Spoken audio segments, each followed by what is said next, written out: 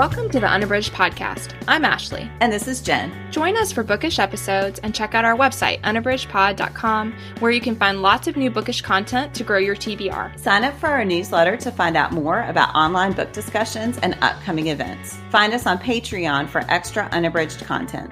Join us on Instagram and Facebook at unabridgedpod and message us there or see our website to get plugged into the Unabridged community. You want opinions about books? We've got them. Hey everyone, welcome to Unabridged. Today we are talking about our November book club book, Kelly Barnhill's The Girl Who Drank the Moon. Before we get started, we have two things to talk about today. So one, we want to remind you that we are really putting a lot of great content on our Patreon, so we encourage you to check that out. This month, we released a discussion about On the Come Up, the film adaptation of Angie Thomas's book, and we had a lot of fun talking about that movie. And so each month, we release an extra episode on Patreon. So you can go to patreon.com/unabridgedpod to find out more. We also want to let you know that Libro FM is running a great deal for the holidays. They are giving a nice deal on credit bundles. So if you like Libro FM, if you like supporting independent bookstores and businesses, that's a great place to look. Their app is fabulous. They have a lot of great audiobooks. And so, yeah, the affiliate link for that is in the show notes. If you're interested, it would make a wonderful gift if you're trying to get ahead for the holidays. All right, well, to get started, we are going to do our bookish check-in. Ashley, what are you reading? One of the books I'm reading right now is Matt Haig's The Midnight Library. I had seen this one a lot on Instagram and was interested in reading it. I didn't know much about it at all, including the tone of the book. And recently I had read, I can't remember what I read that I posted, how it made me just feel really warm and fuzzy. And someone recommended this one in light of that for that feeling and tone. And so that was part of why I picked it up, was because I didn't know that. I was intrigued by it. It always comes up on my recommendations. So clearly I'm reading stuff in the vein of this, but I didn't know anything about it. So I'm only a little ways in, but this book centers on Nora. And at the beginning of the book, it is counting down immediately to her decision to die. And so you see right away the hours leading up to this moment where you know she's going to make this decision. And she is just having a wretched time of it. And it's really, at the beginning, it's staggering for the reader to see how many tiny things happen that it just reminded me a lot of how you never know what someone's going through, and all it takes is reacting in a more gracious way to have a big effect on people. So you just see a lot of relatively minor interactions, but each one of them is just compounding on this feeling that she has of desperation, of feeling like she can't, she just wants to escape. She doesn't. So her cat dies, and that is really awful for her. And it's awful because she's really sad about her cat, but she also felt responsible. You can tell that she feels responsibility for the cat's in the road, so she feels like she made this, she made it happen by not being a good enough owner, and then she loses her job shortly after that, and just, a slew of things are happening. So very quickly after that, she finds herself in what is called the Midnight Library, and it is a space that seems to be kind of an in-between, and so it has all of these books. All of them have green covers on them. There's a whole bunch of variety as far as how big they are and things like that, but all of them look the same otherwise. And there is a librarian who very much resembles her childhood librarian, Mrs. Elm. And so she gets there and can't quite figure out what's happening. And we find out pretty quickly that it is a documentation of all the different parallel lives starting from that moment. So everything in there is a way of continuing her current life, but having made a different decision. And so it's really fascinating. So I really am interested in the premise, and pretty quickly she starts unpacking some of the things that she most regrets, and you find out very quickly how those things would have gone. And as you might imagine, those lives play out in very different ways than what she thought in her own timeline. And so I really am fascinated by it. I think it's an interesting premise, and I am curious to see where it goes from here, but I'm loving it. So again, that's Matt Haig's The Midnight Library. I have seen that book everywhere, of course, and just books by him. I know people really love his nonfiction too. So yeah, this is one I've had on my TBR, my loose TBR, my wish list forever. Yes. Sadly, I did not actually know what it was about. That's how I was too. I had no idea. I actually had no idea, but it is one that I had gotten the print copy from the library, and I think I've talked on here before about how I just don't read. I really have moved away from print books, and I hate that, but I just have found I just don't pick them up. I read at night, I read on my e-reader, or I listen to audiobooks, and so I've just gotten away from it, but it was one of those where once I opened the book, immediately I was really sucked in, so I do think it really grabs your attention right away, and yeah, I'm really loving it. It is intriguing. What about you, Jen? What are you reading? So I am reading Oliver Burkeman's 4,000 Weeks, Time Management for Mortals. And this one has been on my list for a long time because of Jeff and Rebecca at Book Riot, the podcast. They absolutely love this book, and the audio was available at Scribd. So I was like, hey, why not? It's pretty short. And yeah, it is really good. So it starts with the premise that we have about 4,000 weeks if we live to be 80 in our lives. And that all of this idea that you can make more time or that you can reach this mythical work-life balance if you just do things the right way, it is just false. And so Berkman he talks about himself sort of as a reformed productivity person who was really all in on all of these different productivity hacks, and he would read all the books, and then he would try all the things that they recommended and all of these different ways of organizing your day to make more time, and then he just realized it was not working. And so I'm not finished yet, of course, but a lot of what he does at the beginning is just say, here are all the things that we've been told about how to be more productive. And here's why those things are just inherently false. Like, you cannot create more time. Efficiency doesn't fix anything. Inbox zero just means that you're creating more email, because every time you send an email, you're probably going to get a response. And actually, people who don't respond to email end up getting less email. And so so he just goes through all of these things, which I have to say I have been quite susceptible to, and talks about why they don't make sense. He talks about the whole metaphor of you have a jar that's your life, and if you put the big rocks in first, and those represent the most important things, and then you put the sand and the pebbles in later, those are the less important things, you can fit more in. And he's like, but what if you have more big rocks than fit in the jar? Like, what if you have more important things in your life than fit in the jar? What do you do then? And so, yeah, I have found it to be really just an illuminating reframing of the way to think about our lives. I do think this is one that it'll probably take more than one read to process.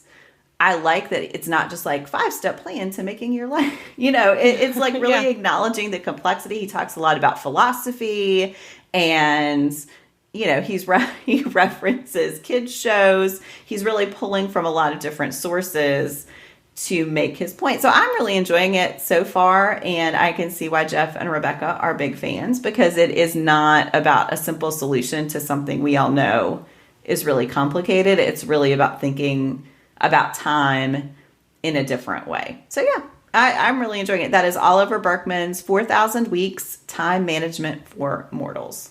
Oh, wow. I got to check that one out, Jen. Yeah, I think you would really like it. I feel like it's one of those things we need constant reminders of, because anytime I feel like I've reached clarity in how to structure my life, it's easy to get swept up and forget about the epiphany that you've had. So I think this is one that would be worth reading more than once, but it's well done. Oh, and he reads the audio, and he does a great job, which I enjoy as well. So yeah.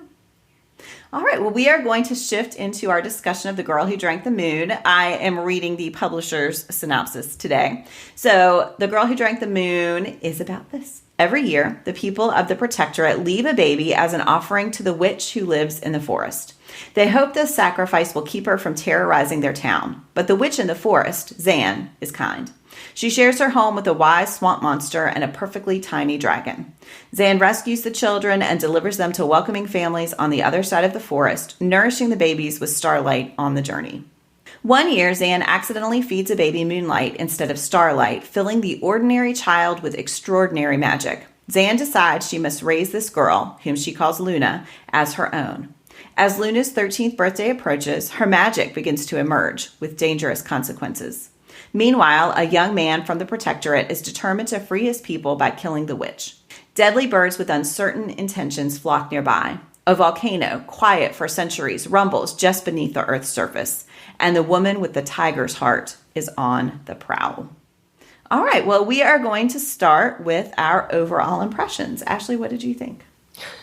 I unabashedly love this one. This was a reread for me, and I definitely have mentioned it to Jen many times, and this time made it our book club so that I could talk with Jen about this book. And then I had that feeling of that we all have as readers, where we have recommended a book dear to our heart to our dear friend, and we're like, what if they don't like it? And so I had some of that when I was rereading this time. So I'll be very excited to hear. I do not know what Jen thought, so I'll be excited to hear what she thought.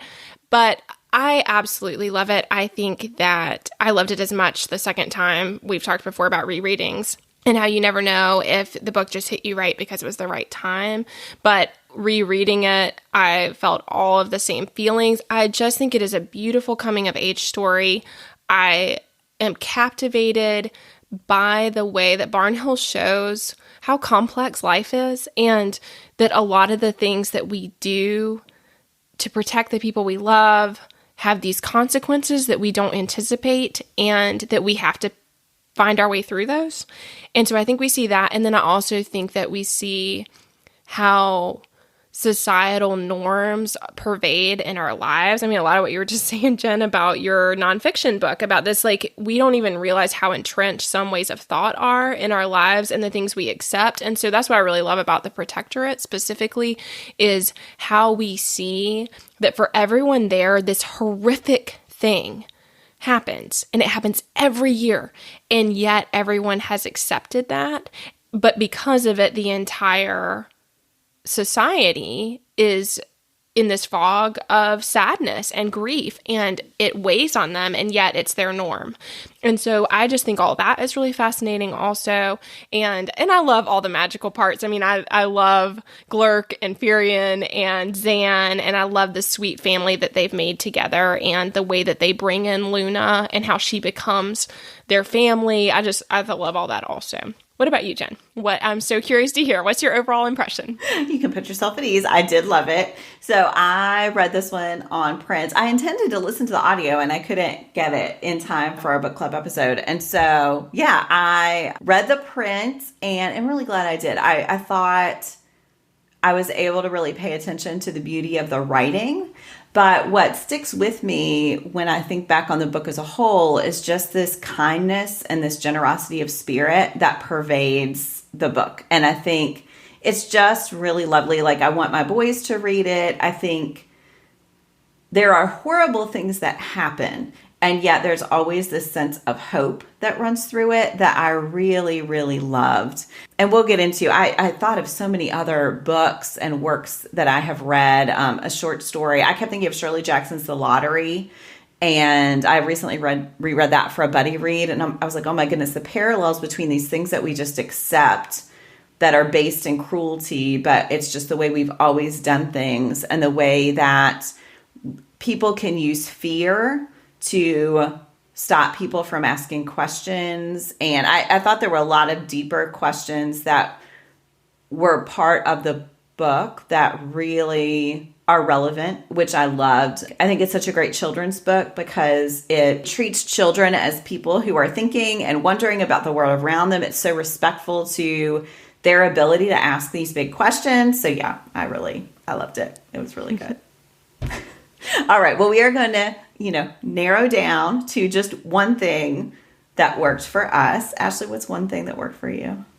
I think that something that really worked for me I mean, again, I have a long list. I really love this book. And I read it the print this time. Well, I did listen to a little bit of it, actually. I went back and forth. But the first time I listened to the audio entirely, which I absolutely loved. And then this time I read the print, also great. And like Jen said, I got to see, appreciate the writing in a way that's a little bit harder to do when you listen to the audio. But for those of you who are listening who love audiobooks, this one is very well done. So it's a lot of fun to listen. And if you want to do it with kids, this is a really fun one to do on audio with children. But one thing I want to narrow down to is Zan and just talk about her. I think that number one, I absolutely love how she is the witch in the woods, and she is nothing like the stereotypes that have always come with women who have magic, women who are in power, women who have the ability to make change in the world. I think that we see Barnhill striking against that stereotype, and yet she's contrasted by the Sorrow Eater, who is a horrific witch who does exactly the things that traditionally and historically fairy tales have told us witches do. And so I think we see that, but again, like Jen said, she's part of this societal structure that she's serving herself, but she's also serving a society that lifts up a few at the expense of the many. And so we see that happening. But yeah, I want to talk about Zan, that what I love about her so much is her endless compassion and kindness, and the way that she's able to see all the sides of things, and that she's doing her best all the time, but also understands the limitation of that best. And so, we really see that with Luna when she holds her magic inside her, and then all of a sudden it has these disastrous consequences for Luna's well-being, and she has to find a way to live with that. And so I think, we really see it there. I think we also see it with the Star Children.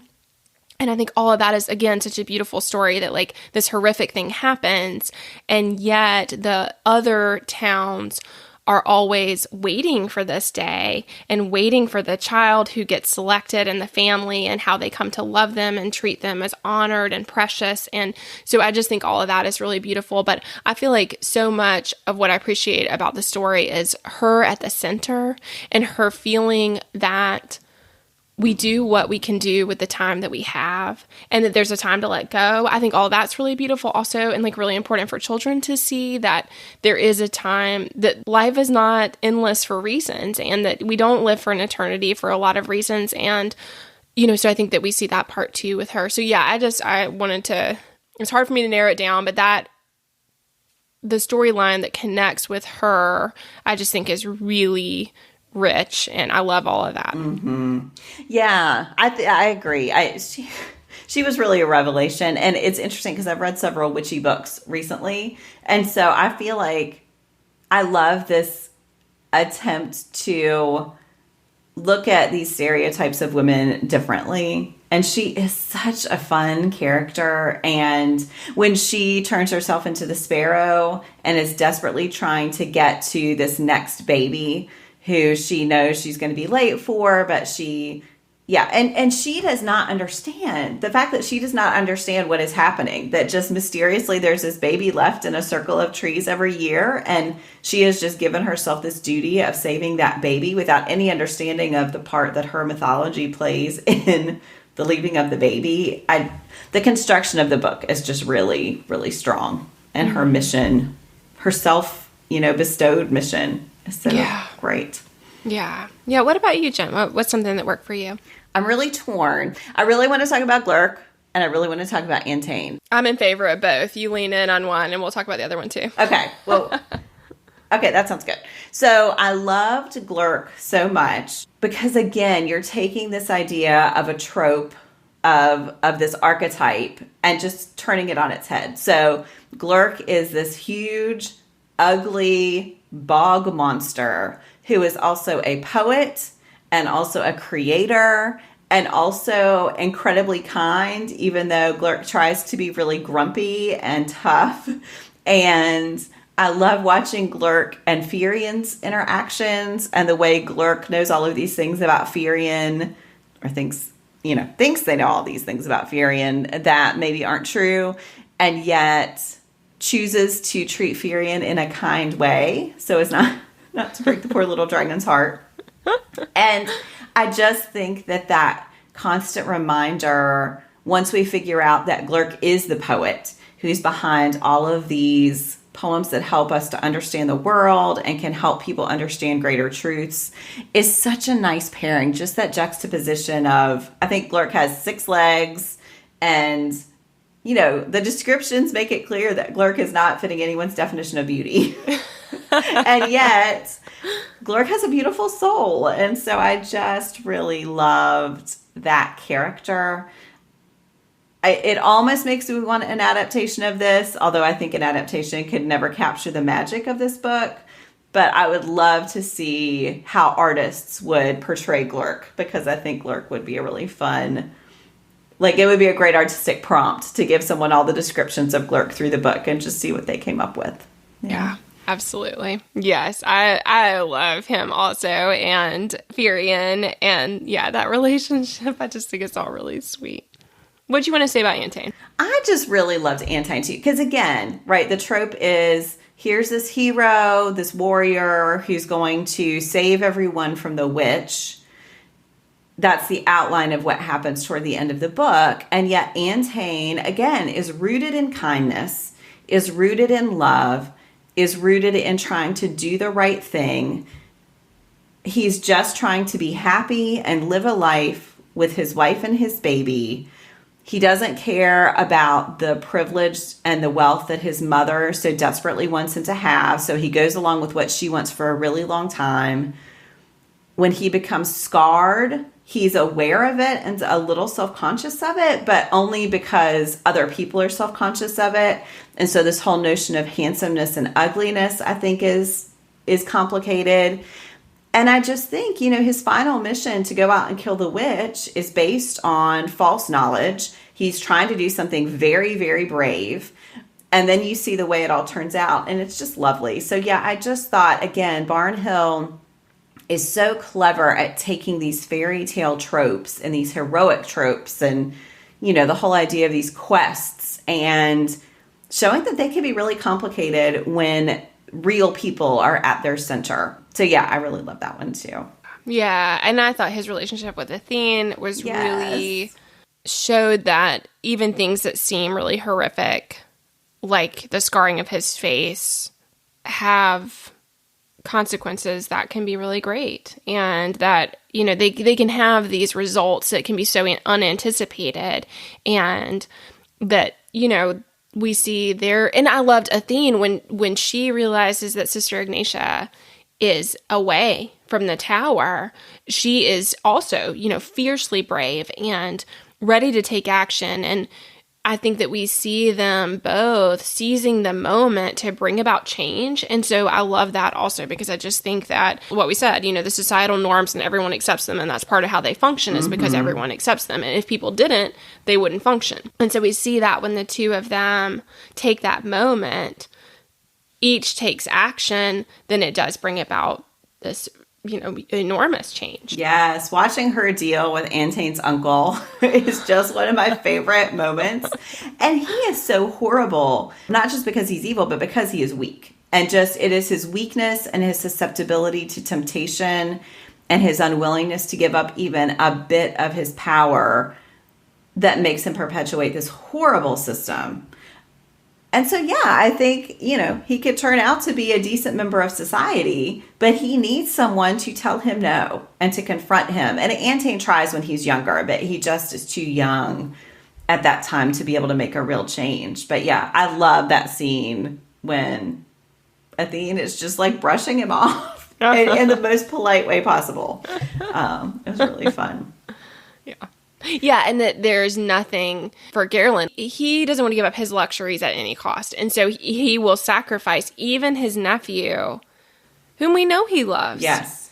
He will sacrifice that. He will sacrifice the nephew's baby. I mean, that he's willing to. And also it's that idea for him that any kind of affection is a weakness. And so it's, the total misunderstanding of what matters and the values. And that's part of what makes him so awful. Well, and the idea that he thinks he's controlling these people. And in a way he is, but he's also being controlled by those things he put in place. Absolutely. And he has no freedom to act outside of them. So his bid for power and control has as much of a detrimental effect on him as it does any of the people in the town. Yes, absolutely. And I think one other thing, just as far as the tropes and maybe how things are handled differently in this story than a lot of them, I loved how even in the end, like, they took care of Sister Ignatia and they brought her back, and like Zan and her share the room. And so I really appreciated that, because I think so often a lot of our myths and legends traditionally have something horrible happens to the bad person, and that's how things get resolved, is by, I mean, think about all the Disney movies where they like fall off a cliff or something. So, right. That the quote unquote good person didn't do anything to the quote unquote bad person, but miraculously the bad person is cast into a pit, typically, and suddenly, everything changes. And instead in this, there's really a questioning of that and an idea that power structures can change, and it doesn't mean that something horrific has to happen to that person in power. It just takes a shift in those societal norms to bring about a change where they no longer have the power to do the horrific things. And that doesn't mean anything terrible has to happen to them. And I think that protects our ideas of Zan and Glurk and Luna. We're able to see, and Antane, we're able to see all of them as being consistent with their character of being gracious and compassionate and all those things, because they, even amidst these horrific things, they still are protecting, and also the unpacking of the sorrow eater and why she became what she was, and not making a justification for these horrific things that she's done for the last 500 years, but giving a sense of the complexity of what makes someone what they are. So much to unpack. Oh my goodness. All right. Well, we are going to move on to our quotations section. Ashley, what's one quotation you would like to discuss? Oh, I had a really hard time choosing one. I wanted to pick the section where Firion is suddenly not a perfectly tiny dragon, but is becoming the enormous dragon that he always thought that he was. And so I think there's two things I really loved about that. One, I love the idea that, again, to protect, Zan never told Firion the truth. And so Firion's whole life, he believes that everyone around him is a giant. And that's why he seems so small in comparison, which is ridiculous, but also hilarious, and speaks to this idea that, again, I think that there's a questioning in the book of the fact that we hide things from people, particularly those that we see as being, like we are mentors or caretakers of them. That, like, we try to protect them, but we protect them by not telling them the truth, and then the consequences of that. And so I think we see that a lot. But anyway, so Firion's body is changing in very drastic and not very becoming ways, and at an inconvenient time. And he and Glurk are having a conversation, and he wants to know what's happening to him. And so he's starting to understand that no one around him was a giant, and that, in fact, he has been very, very tiny but big of heart, is the way that Glurk says it. And so Firion is asking Glurk about this, and Glurk says, "I don't know, my dear Firion." So he asks, what does that mean, right? All these things that are happening, like, what does this mean? And Glurk says, "I don't know, my dear Firion. What I do know is that I'm here with you. I do know that the gaps in our knowledge will soon be revealed and filled in, and that is a good thing. I do know that you are my friend, and that I will stand by your side through every transition and trial. No matter how..." Firion's rump suddenly doubled in size, its weight so extreme that his back legs buckled, and he sat down with a tremendous crash. "No matter how indelicate," Glurk finished. And like, I just love that, because I feel like Glurk is so wise, but even Glurk doesn't have all the answers, and Glurk is willing to admit that, and willing to say that he doesn't know, and that we learn more as we go, and that he'll stay by his friend's side. And so I just thought that was really beautiful. So I thought that was one I picked. I love that too. What about you, Jen? What's your choice? Yeah, I marked so many quotations in this book. I chose one centered on books and libraries. And so this is when Athene is going to the tower where the sisters live. And, we learn early on that one of the reasons Antane and Athene want to work in the tower and learn in the tower is because that's where the books are. That's where the knowledge is, and that they hope they're going to get access to it, which of course it's very closed off. So they're sent away before they would be able to have access to it. So this is the moment when Athene is telling Antane's younger brother that they're opening it up. And she says, the tower is meant to be a center for learning, not a tool of tyranny. Today, the doors are opening. Even to the library, Wynne said hopefully, especially the library. Knowledge is powerful, but it is a terrible power when it is hoarded and hidden. Today, knowledge is for everyone. And I just think, as book lovers, we all believe this. We believe that knowledge is there for everyone and that accessing knowledge is a good thing. And to see this be a key part of the opening up of the town and of the moving past these really damaging beliefs that have been perpetuated by the people in power by restricting other people's access to knowledge. I just loved so much about that. And I think we see throughout the book the way that restriction of access to knowledge is part of the way that the people in control maintain that control. And so I just thought that was really brilliant through the whole book, and I loved this moment. Yeah, absolutely. All right. Well, this was really tough for me, but we are each going to recommend a pairing. And yeah, Ashley, what are you recommending? Yeah, I thought of a bunch. I mean, like Jen said, I think that like a good book that has some questioning of some, a lot of different traditional tropes.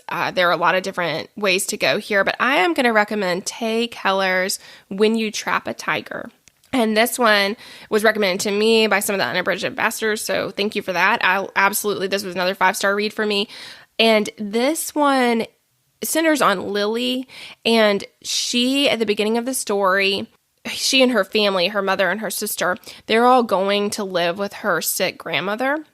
Her grandmother, her Harmony, is Korean, and very tied to Korean folklore. And so a lot of what Lily remembers is some of the stories that connect to being with her grandmother. And so right as she's going, her family's making this transition, she sees a tiger from the stories that her grandmother had always told her as a young child in the middle of the road. And all of a sudden, there is this pathway toward her trying to figure out how to manage the folklore that has come to life and how to figure out what to do about that. And I think that what I think is so beautiful is this is another story that really focuses on our desire to protect each other and the way that we want to care for the people that we love, but how there are things that there are limitations. There are always limitations. And so Lily is trying to figure out how to work a deal with this tiger so that if she can sort out this thing that went awry, that Harmony did wrong basically a long time back, that if she can rectify that, then she can heal her grandmother. But as she knows from the folklore, the tigers are slippery and the things that they say are not always to be trusted. And so there's a lot of that. And also there's a lot of questioning of the skeptic approach versus the embracing approach. And so we really see that contrast between the mother and the grandmother. And so Lily is kind of caught in the middle of that also of what is the way to see the world? And so I just think it's such a beautiful story and really weaves some of the kind of mythical elements in with the regular world, our world. And so I just think all that's really beautiful. And I think it's a nice pairing because it has a lot of complementary aspects. And also tender examination of relationships between children and their grandparents. So again, that's Tay Keller's When You Trap a Tiger. That sounds so good. That one's on my list also. It's a good one. You would love it. Jen, what's your pairing?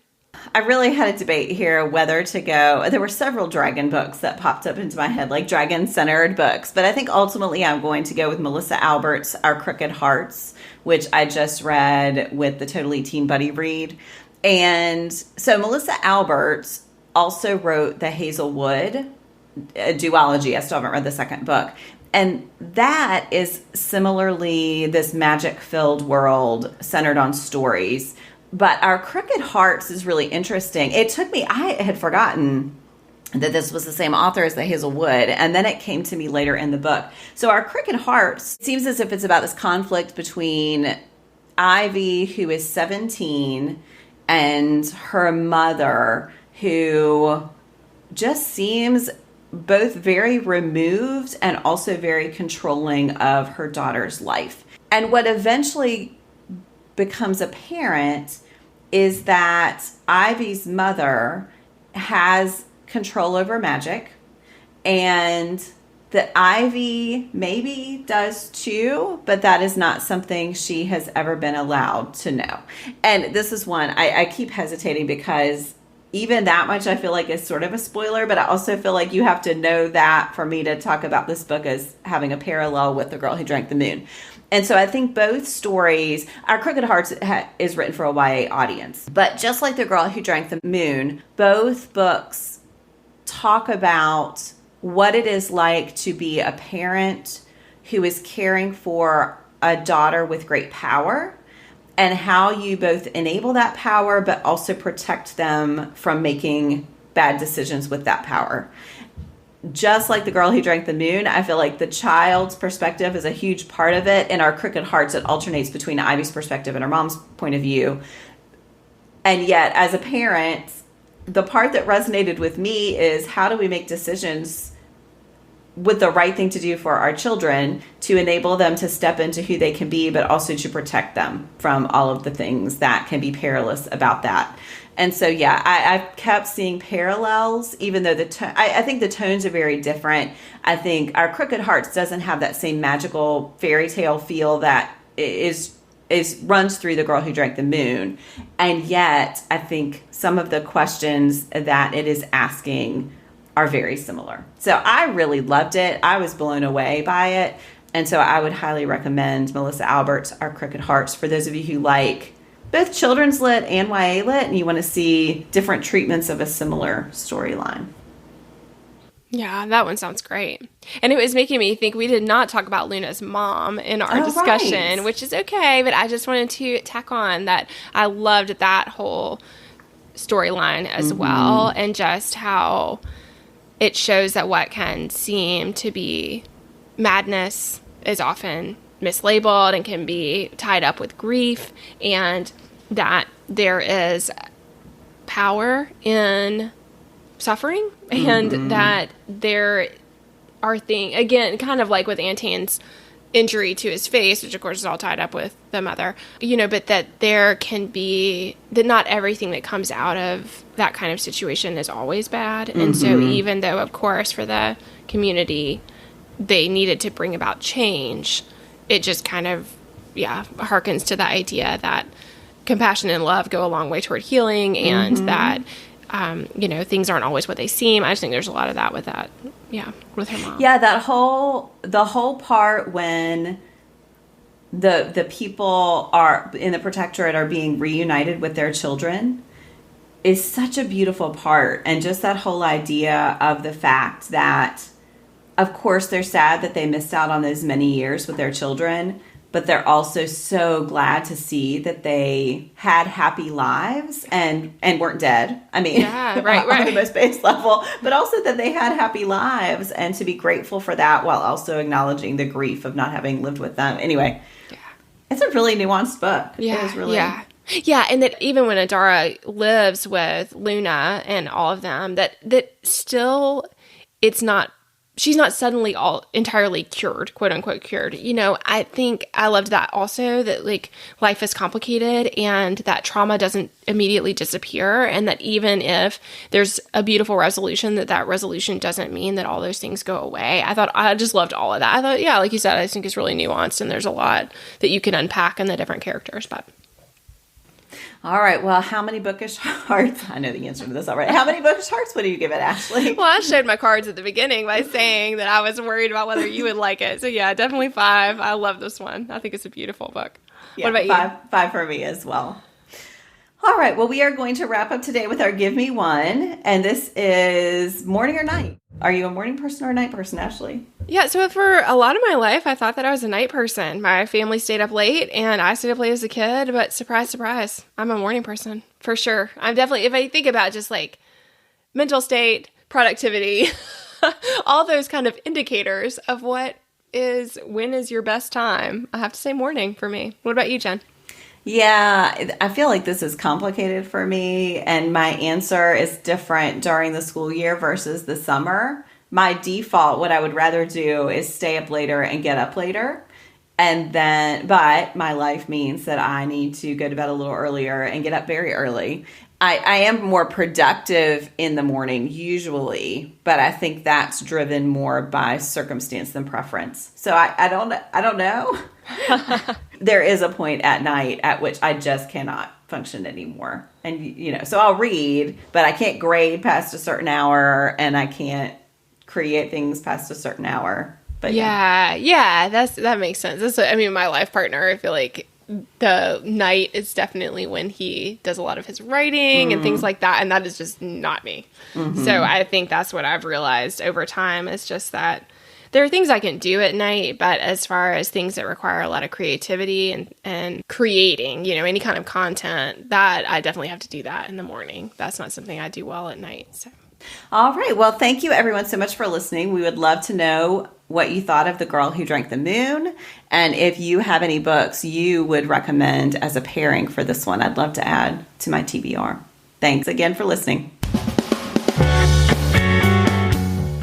Do you have comments or opinions about what you heard today? We'd love to hear them. You can find us on Instagram, Facebook, and Twitter at Unabridged Pod or on the web at unabridgedpod.com for ways to support us. To get more involved, you can sign up for our newsletter, join a buddy read, or become an ambassador. Thanks for listening to Unabridged.